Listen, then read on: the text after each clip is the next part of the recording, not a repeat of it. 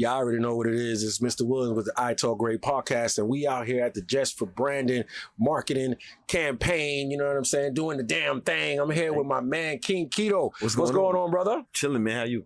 Man, I'm doing excellent. Fantastic. Yo, you was just up there dropping major game, man. Oh, thank you, man. I appreciate it. Yo, so when you say King Keto, you talking about like hot keto, or you talking about like keto for the diet? The ketogenic diet. So back when I had my fitness business, I focused on that was my niche. Okay. That I focused on helping people, get in shape with the ketogenic diet. Yeah. Not to say it's like the only way to get in shape. Like you can every diet will work, but as a marketer, you got to find something to specialize in, and that's something that worked for me, and it worked for the people I train. So that's why I decided to specialize in, even though other diets can be effective. It's just the one that I like, and the one that I wanted to market to my clients. Yeah, facts. It's one of the ones that you tapped in because obviously it's working. Yeah, it was working for me. Yeah, big facts. So, what would you say during your journey you had to like unlearn to get to your highest level of success? What I had to unlearn? Yeah. One of the things I had to unlearn was,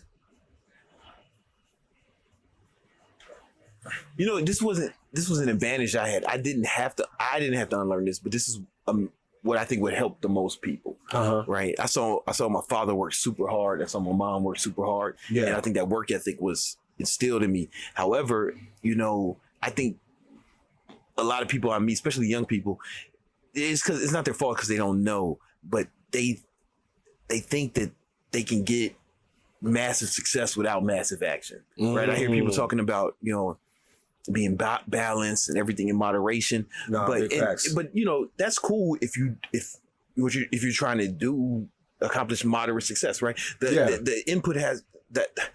Whatever outputs you're looking for, the input has to match, right? So if you want extreme success, you need to be an extremist, right? You can be moderate and you can be balanced and all that shit. If you're looking for regular success, a little soft life, and that's not a bad thing if that's what you want, right? Yes, I just think that your work ethic needs to match your ambition, and I think a lot of people have been sold this lie that you can achieve massive success and be balanced at the same time. You're gonna have to be unbalanced for a certain amount of time. No, big facts. Because they don't even make movies about that shit. They don't even make movies about somebody doing something extraordinary and he just strode his way there, right? That shit don't even happen in Hollywood. No, right? Big facts. You gotta have it's okay to have like strong work ethic. It's okay to be a workaholic if you enjoy it. Even if you don't enjoy it, if the goal is worthy. Yeah. You know what I'm saying? Like there's a lot of things people, they didn't enjoy the civil rights movement, right? And they was extremists, I mean, not in that term, right? But they did some extreme stuff, like our ancestors, our predecessors, in order for us, because they were looking for extreme results. They wanted us to have a future. They didn't stroll their way to it. That shit was hard work. It took everything. People died, right? So to think that you can accomplish something big, being all casual and shit, but it's like it ain't gonna happen. That's not the history of humanity. No, big facts, bro. I think a lot of people deal with fear and projections from, family members, social media, and it kind of seeps into their psychology and it kind of keeps them in stagnant mode. You say fear? Fear. Yeah. You know what I mean? Like, I think everybody want it. Yeah. Who want to be mediocre? Yeah, nobody. You know what I'm saying? So when people be so casual, I'm like, that's how you have a lot of casualties. Yeah. You see what I'm saying? That's legit, and I'm not saying that you have to want it. Like if you don't want it, okay, they might want it, but they don't want it enough. Right?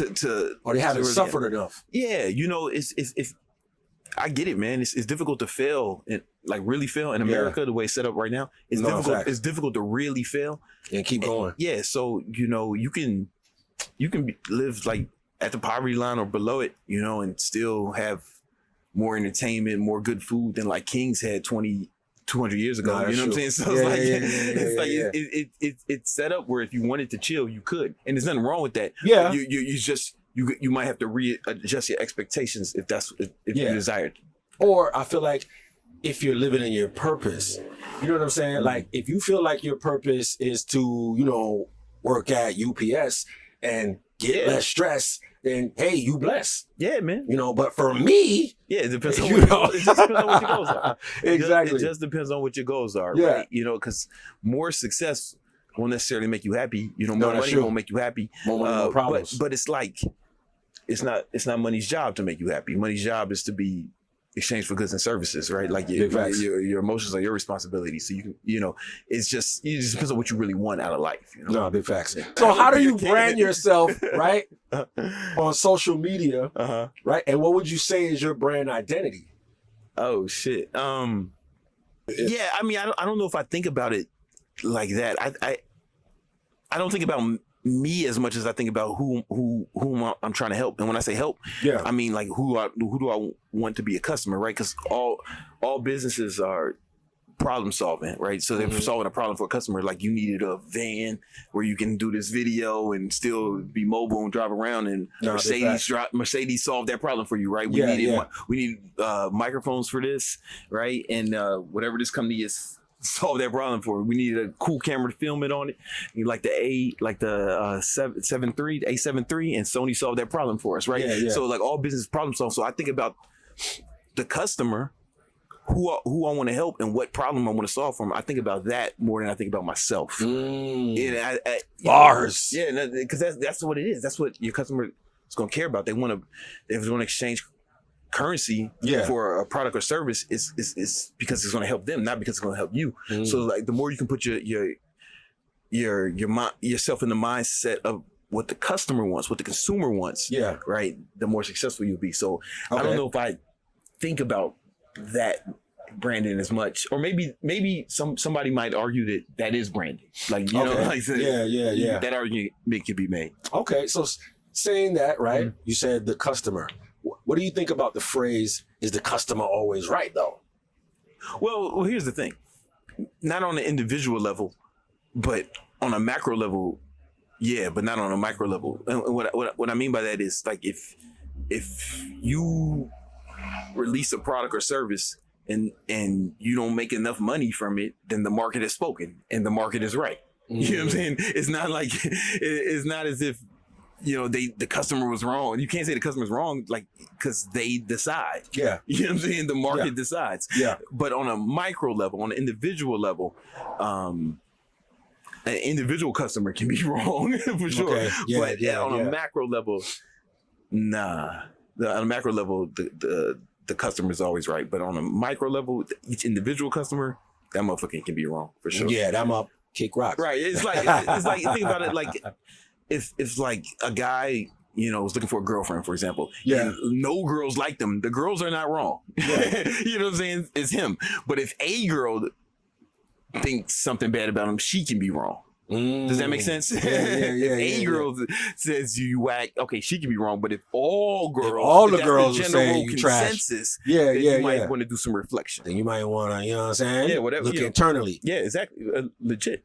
Okay. Yo, brother, this has been dope, man. You know what I mean? Let everybody know where they can find you at. Oh, man, you can find me. You can just search Brandon Carter on YouTube. It's the channel with 1 million followers. That's how you know it's the right one.